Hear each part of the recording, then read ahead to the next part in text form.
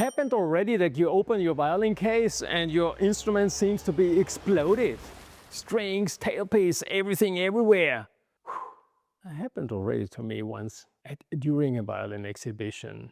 And all the instruments were there overnight. In the morning we came back and then I saw one instrument, everything like this. That was the tailpiece which was bursted away. And once I saw that the tailgut was broken, but that's it. But now it happened that a customer of mine showed me pictures. Hey Edgar, ah! My tailgut has broken. Okay, happens, you know. But then she sent me the pictures. Damn, this was a disaster. That was actually, you know, this steel tailgut. It's woven very thin string, very nice actually. I use it quite a lot because I like them. And just when you play next to your neck, probably soot or I don't know, sweat, acid is eating up that metal or whatever, you know. I have no idea. But this is, and then POM! And I was exploded, you know. So I come here and then we fixed the instrument and we looked at it, and in the beginning I didn't actually really understand how is it possible, because usually I use them from Wittner, a German company where I years ago even called up, and then I talked to Mr. Wittner, very gentleman, and I couldn't imagine that something like this is possible. I thought this is, nowadays the tension is not even more that high anymore, that something like this could break just on the saddle there on the edge. And then I started to work on the instrument, and then I saw that this tailgut was not from Wittner. Then I took one of the ones we have in our cabinet, you know, and the Wittner are polished at the end, and there's even the brand mark squeezed into the aluminum and everything. And the other one was not a Wittner, so it was a fake Wittner, a fake one, and very likely it was a very cheap Chinese one.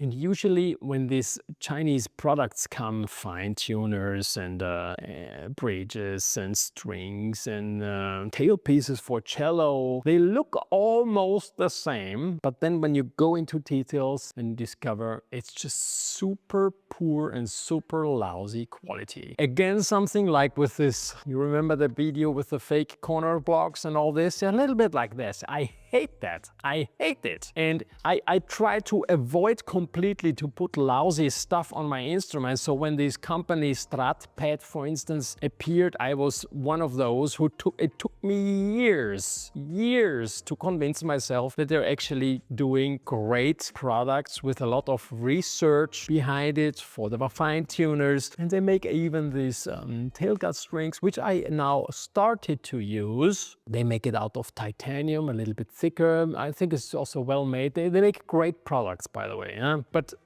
it took me years to get confidence to rely on their products of Stratpads, and now I have to admit that nothing ever happened with their products, that something is not working well. So that's why I put them on my instrument, and I even put them the end pin out of, let's say, I love the end pin out of titanium. I love the fine tuners, the ones with the stick where you have the ball end or the loop end you can put on it. They make also other products. We made already the carbon fiber bridge from them. We tried it.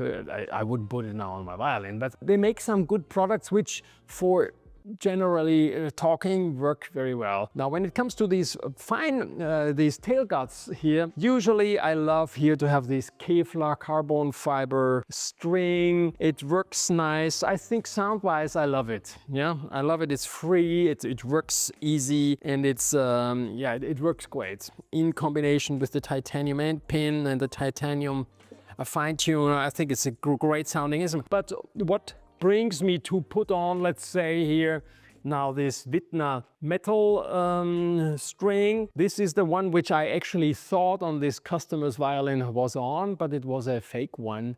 But the original one works very well, and there's no sign that it would break ever. Wittner is a great company, but be sure that it's from Wittner. And I put these on when I, let's say, I know I go to Japan or Korea or Singapore where it's very humid.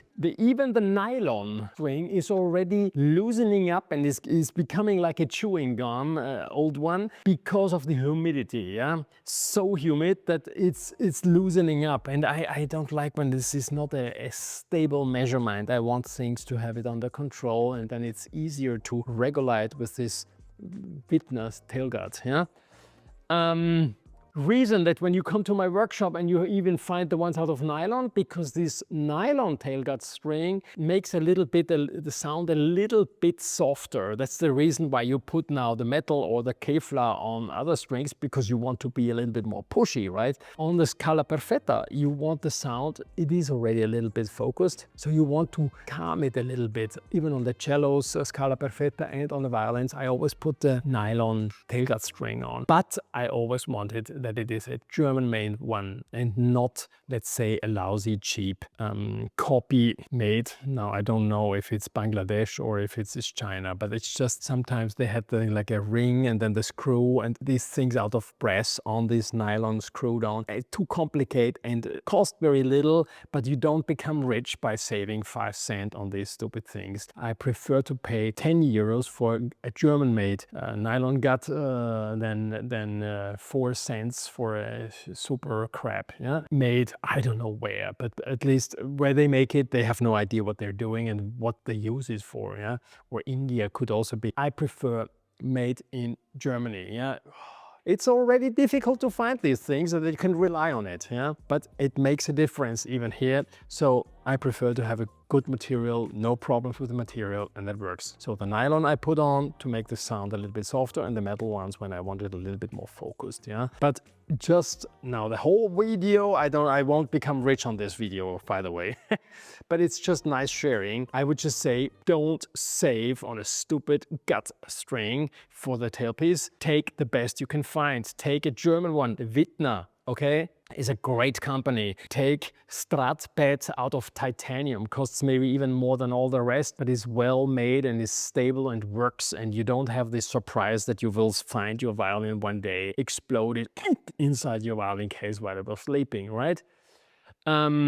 This is the point where I want to come, yeah? Don't save a few coins on something stupid, yeah? Try to drink 1 coffee less somewhere and have a great tailgut string. This is the essence of this video, okay? You got the message?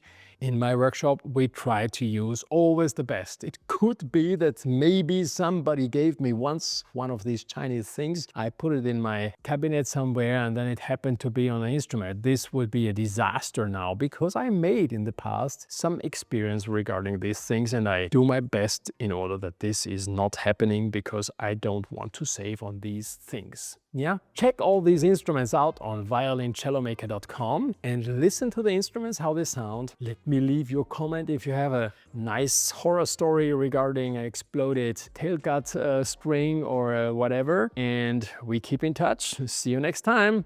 And subscribe. Ciao, ciao.